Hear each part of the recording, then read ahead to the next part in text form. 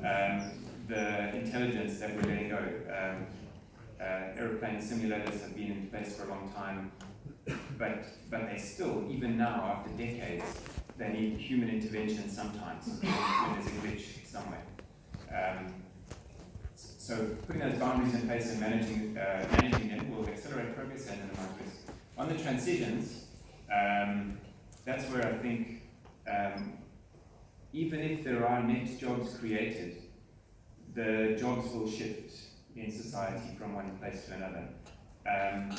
And so we could fall back on our social institutions, and this is where I'm agreeing with Ken. We could fall back on democracy and the education we provide in society, and our regulators, and our free markets, and our free press.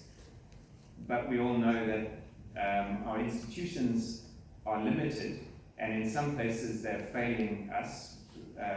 And one of the stark contrasts for me is the rate at which we can regulate. How fast can we regulate?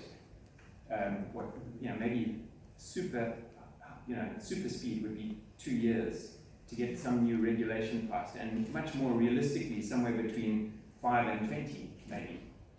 And then we think of the rate of growth of a company like UiPath or WiseTech where I work, or the technologies with which we work.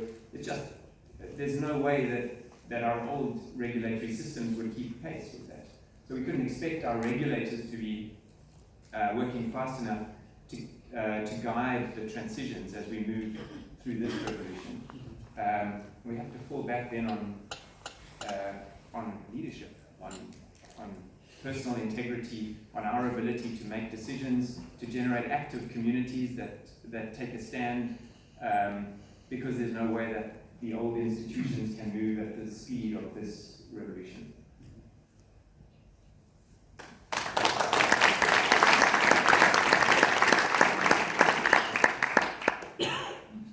Perhaps if we can get back to the people in this equation, there were some quite amazing statistics up on the board there about how we're going to be growing productivity and getting rid of mundane jobs. But where does the human being end here? We've got one question from the audience which says mundane jobs is kind of a baby-loaded expression. Some people love these jobs, not mundane. Who gets to decide what jobs get automated? And is there any ethics behind this? Maybe I can say a few things. So yes, there should be definitely. I have and also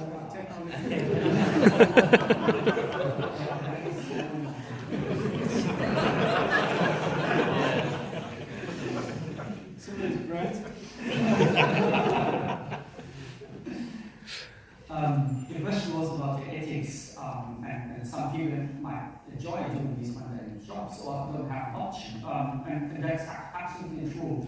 And that comes also to Julia's point about the lack of regulation or the delay of regulation, and we see that.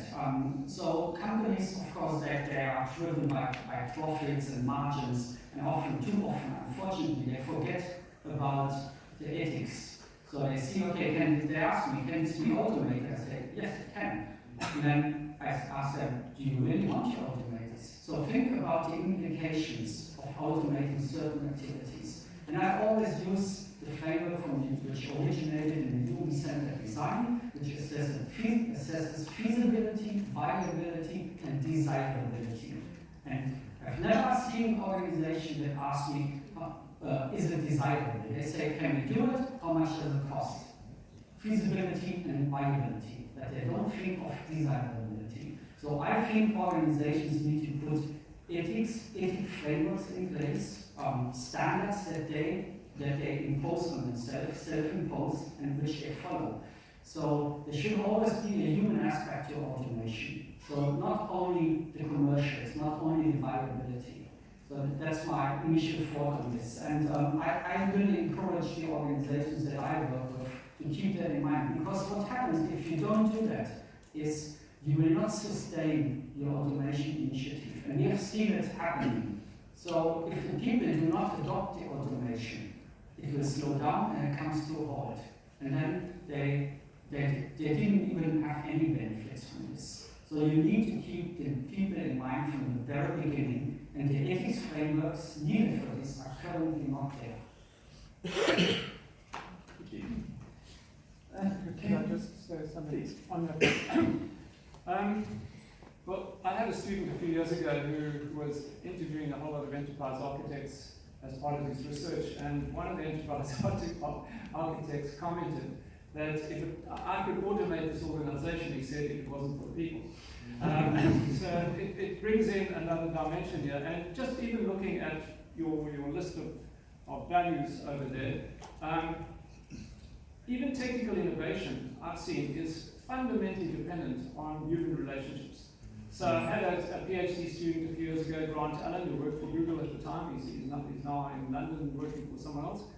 But his PhD research focused on 2 Google teams that had not innovated technically for the previous 3 years.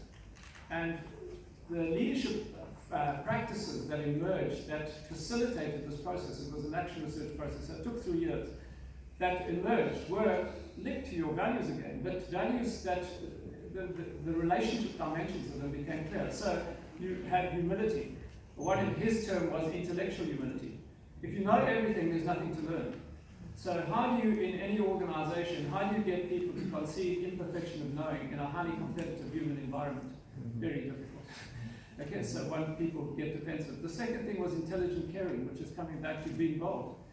We're not just being bold in terms of our technical approaches, we're being bold in terms of calling out people who are not participating effectively, who are disrupting the process, who are not collaborating in a way that is constructive in the process. That's a skill. That is a very refined skill. You're not going to do that one over your robot. It's one that quite a few human encounters in order to understand the dynamics. The third one was to create a negotiated order. In other words, rules for the game, rules for interaction that have to be policed and managed. Otherwise, we're never going to get to anywhere constructive. And finally, it was what he called seeing the self in the other and the other in the self. And it's fundamentally about empathy. It's about identity resources, about identifying with each other in both our strengths and weaknesses. And in that moment, being able to facilitate that kind of communicative exercise. So this was technical innovation. By the way, those 2 teams, during the 3-year process, produced 4 stunning innovations that Google, billions of people, I'm sure, have utilized them. But the fundamental learning that they got from it was social learning. It's about relationships. Ultimately, even the technical innovation depends on human relationships. It's a mundane job. I think it is a value judgment, and really highlights that perhaps a lot of the digital disruption comes from a place of privilege. The people who will be able to participate.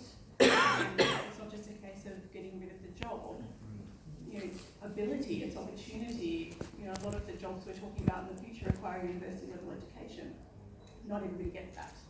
So I think there's a whole lot of equity issues there. I think what worries me, and this is going to come from a place of cynicism, I'm sure, but is organisations, and I've worked with them for a long time, are good at saying the right things and they mean the right things. I think the last decade or so has taught us that organisations should not always be left to be the ones who make decisions, to make the ethical frameworks.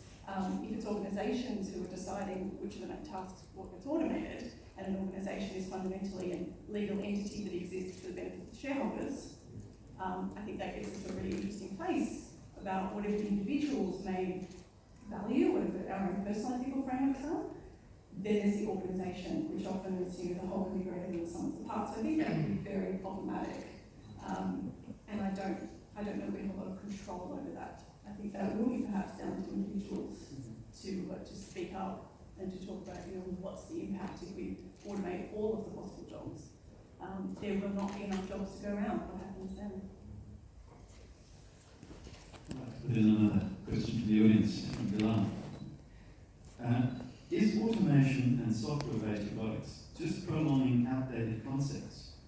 In other words, shouldn't we be rather innovating new constructs? Aren't we just automating the old instead of taking over the new and actually building completely new constructs?